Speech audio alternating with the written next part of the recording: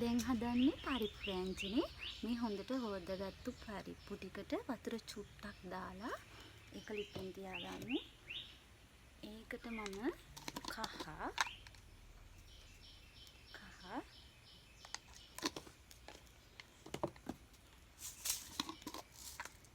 උළුහාල් 3-5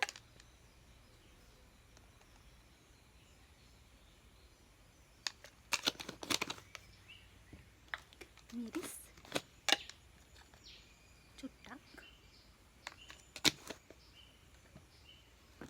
ලුණු කුඩු චුට්ටක්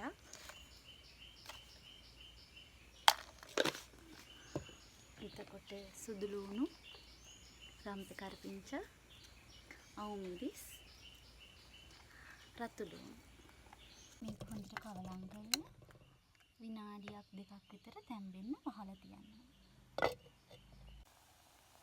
මේ චුට්ට වෙලාවකින් ඇරලා බලද්දි මේ වගේ බුබුලු දාගෙන නැත්නම් ආයෙ කවලම් කරලා අපි මේක තව චුට්ටක් වහලා තියාගන්න.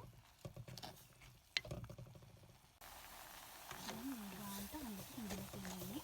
පරිප්පු ටික මේ ගානට තමයි මම පරිප්පු හදනකොට ගන්න.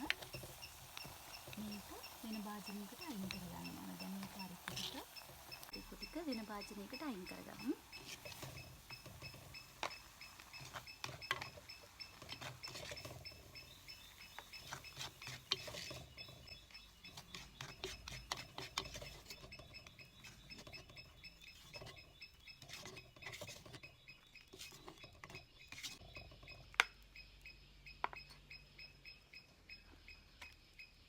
ඊළඟට අපි මේ භාජනයේ මේ ඇතිරියටම තෙල් චුට්ටක් දාගමු.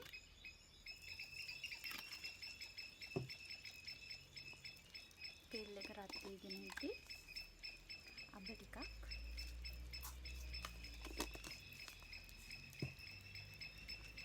අබ ටික පුපුරනකම් කරගමු.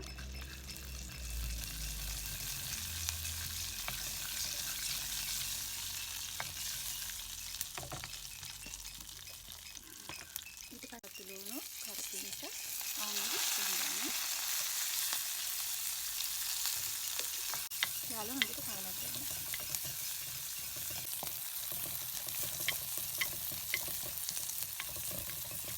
ගෝමැල්ලුම හැදුවේ ඉතින් සුද්දට වගේනේ කහ පාටට වගේනේ ඒක සැර නෑනේ.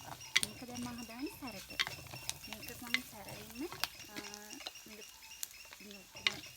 වැඩේදී මම දානවා ඔයාලට කෑලි මිරිස් දාගන්නත් පුළුවන්. මිරිස් කුඩු දාගන්නත් පුළුවන්. මම කෑලි මිරිස් දානවා. කෑලි මිරිස් ටිකක් දානවා. මේක මේ ගානට බෙදෙද්දී අපි පරිප්පු දානවා.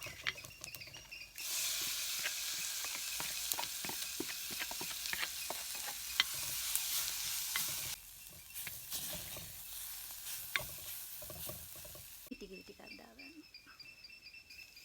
ගොඩක් නෙමෙයි චුට්ටක් දාගන්න. පරිප්පු චුට්ටක් දැනෙන ගානට වගේ.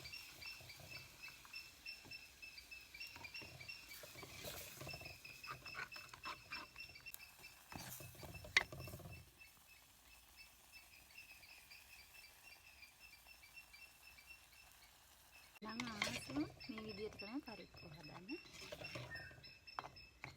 මේකයි බතුයි කන්න පුළුවන්. එහෙනම් ඉතින් ලුණු දැස් දාන්න මොනවද දාලා ලුණු අඩු වැඩි එක දාගන්න.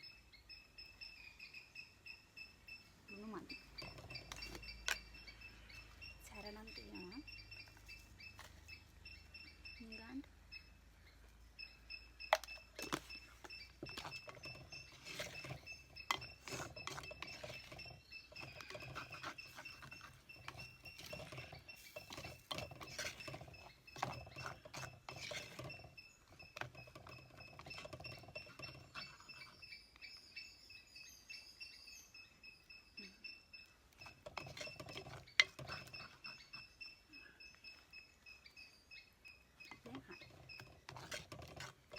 අද මගේ ගෝමැල්ලුමයි පරිප්පු කරි එකයි මෙච්චර වෙලා බලන් ඉඳියට ඔයාලට ගොඩාක් ස්තුතියි.